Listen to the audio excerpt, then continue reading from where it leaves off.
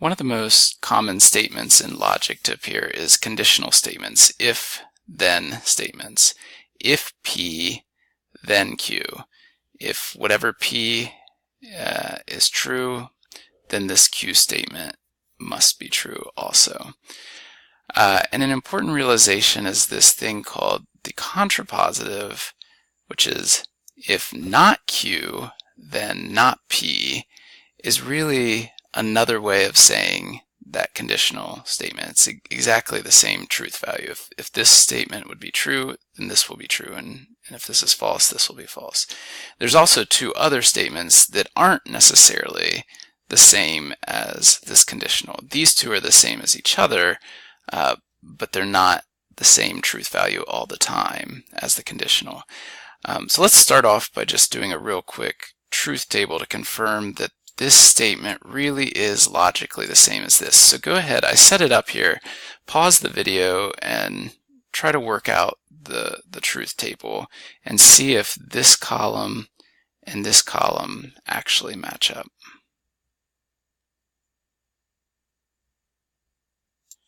So this is what you should get.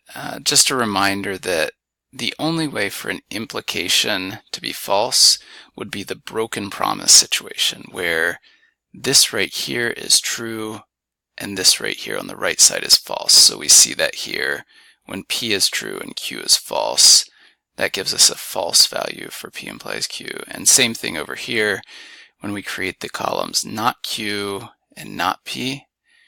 When the thing on the left, the not Q, is true, and the thing on the right, the not P, is false, we do get a false value for that implication.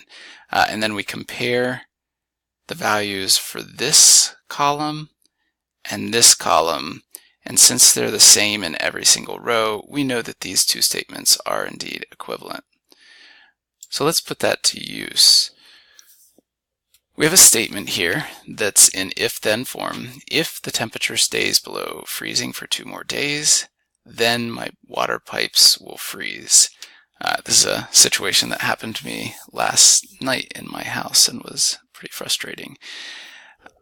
Go ahead and try to translate this into P and Q, and so that you can write this entire statement as P implies Q. In order to do that, you need to know what portion of the sentence is P and what portion of the sentence is Q. So pause the video and try that real quick.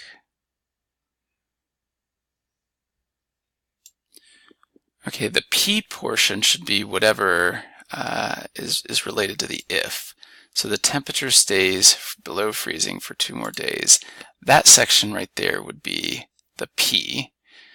And then implies Q, so Q would be the part that would be true if P is true. So here my water pipes will freeze. We could call this Q. So this is P and this is Q. P implies Q. So notice that in order to write the contrapositive, we want to reverse the value of Q. In other words, we want to negate it. We want to do the opposite. And we also want to take the opposite value of P, and we want to switch the position. Basically, anything that we can switch, we're going to switch. So let's try that. The contrapositive should start off with the opposite negation of this Q statement. So what would be the opposite of this? My water pipes will freeze. My water pipes will not freeze. In order to make this make sense in English, probably we would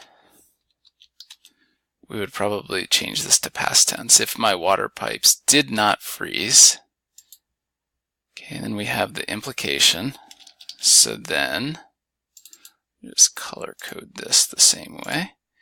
Then we have not P, the negation of P. Well, what would be the opposite of the temperature stays below freezing for 2 more days?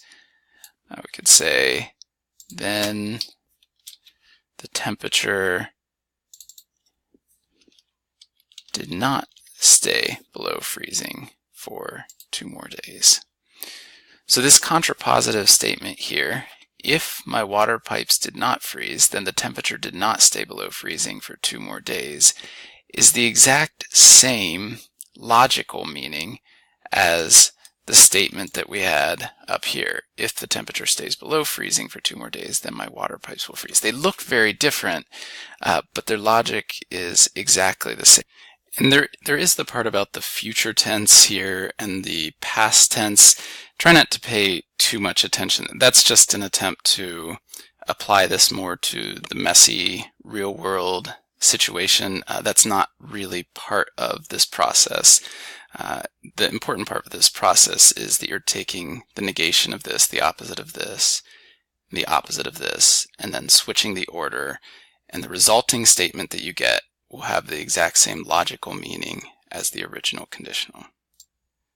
So that would not be the same case with the converse here. So if you look at the converse, Q implies P, all we're doing there is switching the order, and I changed the verb tense just to make this sound more normal in English, but notice that I didn't negate either one. I didn't take the opposite of Q or of P here. So this statement here, if my water pipes did freeze, then the temperature stayed below freezing for 2 more days, that's saying something different logically than these two. These two are saying the same thing. This is saying something different. So let's take a closer look at what that means.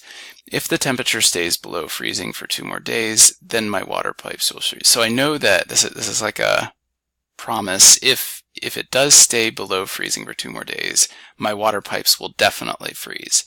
However, even if my water pipes did freeze, it wasn't necessarily because of this. The converse is saying if my water pipes froze, then it had to be because the temperature had stayed below freezing for 2 more days. But the conditional wasn't saying it. It was just saying, if this would happen, then yeah, the water pipes will freeze.